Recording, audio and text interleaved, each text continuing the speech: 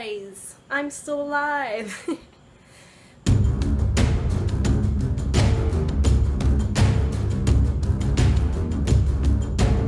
So, it is Thursday now, right? And we have a new episode on Tuesday, and I think it's time we talk about episode 11. And I cannot remember what episode 11 was called. What was it called? I think it was Blood Calls to Blood, but I'm not sure. Probably, it would make sense. That title would make sense. Yeah. Oh wait, okay, so what can I say about episode 11, Blood Calls to Blood? I believe that's the title, I hope I'm not wrong.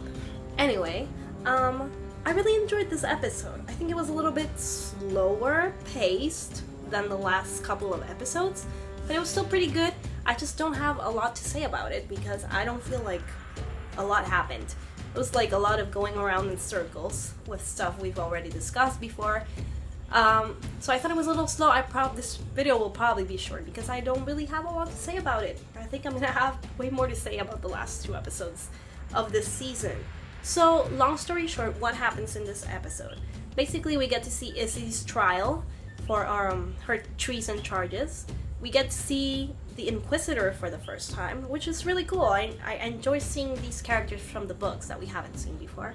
And we got more of Alex's storyline, what's going on with him. And we got more about Jace, Clary, and how they're dealing with finding Michael Wayland, trying to use him to find Valentine, etc, etc, etc. So first off first, huge spoiler warning right here, because I'm going to be talking about things that happen in this episode, and some of them are spoilery not only for the TV series, but for the book series as well, because it's a heavy spoiler that happens in this episode. Okay, so now that you've been fairly warned, let's talk about Clary and Jace and what happens with them. Now, if you've read the books, you probably know that Jace and Clary are supposed to be brother and sister by the end of the first book. That's the big twist that Valentine reveals, that he's both their parents, and we assume that he is Jonathan Michael, Clary's brother. That turns out not to be true eventually in the rest of the series, and we find out about Clary's real brother, etc, etc. But I don't know how it's gonna work out in this show. So what happens? Michael Wayland, as I predicted like a week ago, or even before that, when we got pictures of Michael Wayland, I immediately predicted that he's not Michael Wayland, he was Valentine in disguise. And effectively that's what he was. He was Valentine in disguise. And he reveals himself towards the end of the episode. Or rather, Clary finds him out, because she already knew there was something fishy about this Michael Wayland guy.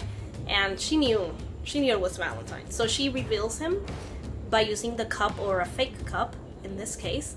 And Valentine reveals himself, and then he tells Clary, yeah, I'm your dad, and I was also Jace's dad because I was Michael Wayland in disguise. He's been dead this whole time. Now in the books it's a little different, okay? Valentine is not in disguise. He just pretends to be Jace's dad, and he's also Valentine. So obviously Jace believes it much more. I think it's a little more tricky here. Like, there's a lot of questions about how long has this been going on, how did it happen. So yeah, it's a little more tricky here in the series, but we'll probably get more into that in the second season. I hope we'll get to learn more. I don't think we'll get to learn as much in the last two episodes of the series. Meanwhile, we have Izzy back at the Institute, and she's being put on trial with the Inquisitor for her treason charges. And like I predicted last episode, actually I predicted it way before that, but whatever. Alec goes to Magnus's place to ask him for help with the trial, and there's this really nice scene between them where Magnus is like, yeah, I'll do it, I'll help her, but for a price. And Alec is like, well, what's the price? I'll do anything. And he's like, I'll do you. Typical Magnus. And I was like, no way. Seriously, no way. Anything else. So he asks for Alec's bow and quiver. Alec agrees. So he goes to defend Izzy at her trial. He's gonna be her lawyer. Now let me say, Lawyer Magnus is like amazing. Not only did he look fantastic, I loved how he looked in that suit. Hot damn. But he also brings the issues with the Shadowhunters and the Downworlders, apart from Izzy's personal case. And eventually he asks Lydia to sit on the stand, and at first she's like really rigid, and then she's like, no, he's right. Like, we should let Izzy go. And I was like, okay. She like drops the charges, and they're supposed to let Izzy go, but the Inquisitor's like, no. Not happening until we get the cup. So eventually at the end of the episode, Jace and Clary arrive back at the Institute.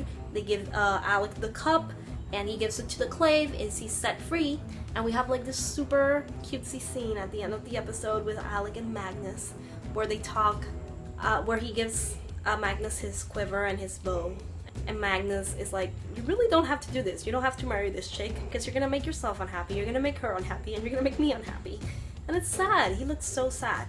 But I actually thought they were going to kiss. I was so excited and focused, and I was like, they're gonna kiss now, they're gonna do it. And then they didn't. The episode just ended. It was sad. I'm still sad. But I'm not that sad, because next episode is called Malik, and it's the episode we've all been waiting for. The wedding is happening, and from what I've seen in the previews, there's like some hot seducing stuff. Seducing